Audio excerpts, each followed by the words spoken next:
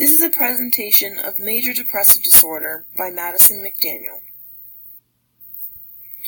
Depression is classified as persistent low mood with loss of interest in normal activities and relationships for a period greater than 2 weeks. It is important that the symptoms be greater than 2 weeks when diagnosing major depressive disorder. There are other signs and symptoms of this disorder, which can include thoughts of hopelessness or worthlessness, changes in sleep habits, irritability, drastic weight gain or weight loss, and, unfortunately, suicidal ideation. Suicidal ideation is also the reason that depression has such a high mortality rate. Major depressive disorder is the fourth leading cause of disability in the United States. 7.6% of Americans aged 12 and over suffer from moderate to severe depression.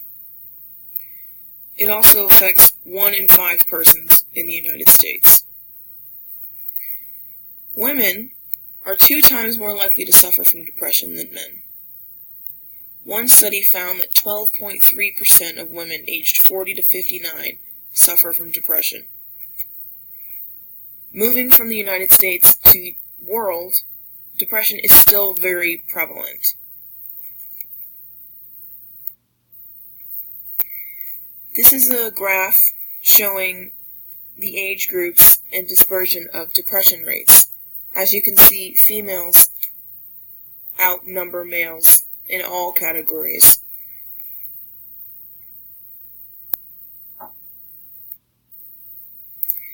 This is a diagram showing depression rates by region.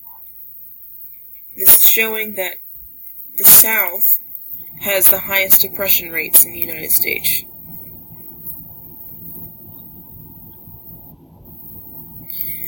Non-Hispanic black persons have a much higher rate of severe depressive symptoms than non-Hispanic white persons and Hispanic persons. Among women, however, race was insignificant. All races had high levels of depression in comparison to men. There are certain risk factors that predispose one to having depression.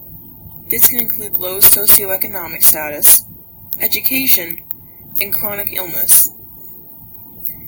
In terms of low socioeconomic status, individuals who live in poverty are more likely to suffer from 1 or more mental disorders. Those that come from poorly educated backgrounds also have a higher likelihood of developing depression.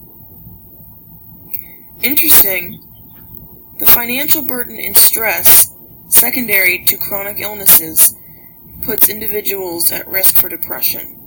And these illnesses can include diabetes, cancer, and heart attacks.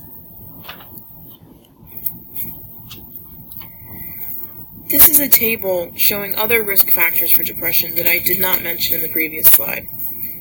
Ones that I did not touch on are prior episodes of major depression, severe psychosocial events or stressors, like a death of a loved one, marital separation or divorce, substance dependence issues.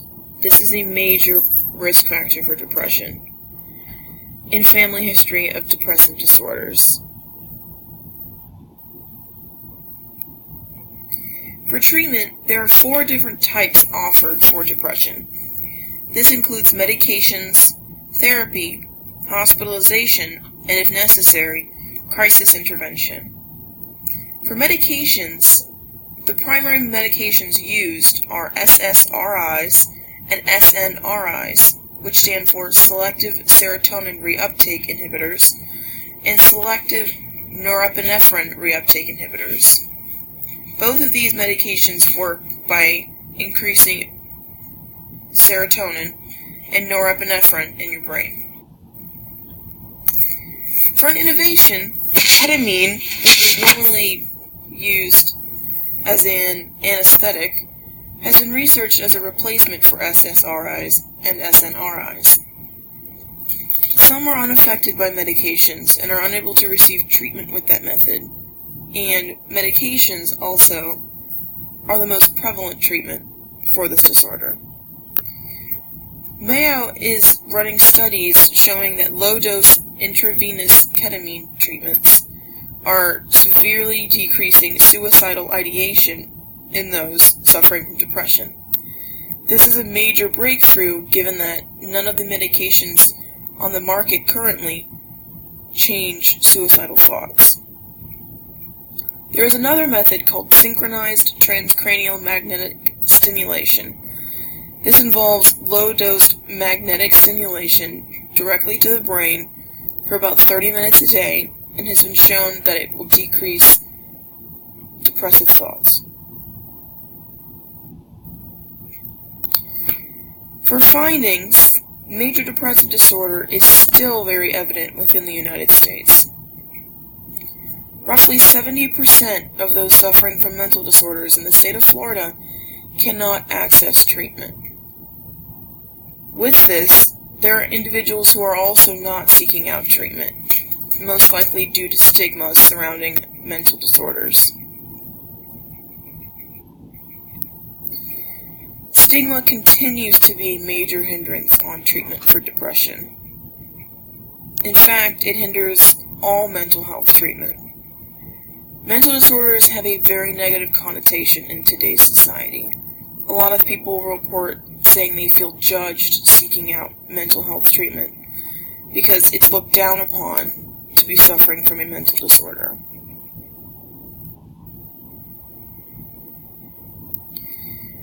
Certain subpopulations, which primarily are in the Latino, Latina, and African American communities, have shown to have lower access to treatment. This is mainly due to poverty and income. Poverty has shown to be a major risk factor when it comes to developing a mental disorder, primarily depression. Same as income. Low socioeconomic status has also been shown to be a risk factor. Location also has an effect for these subpopulations, and also the lack of mental health professionals in the specific locations is a major issue when accessing treatment. If there are no individuals in their area, it's less likely for them to seek out treatment. This concludes my presentation on major depressive disorder.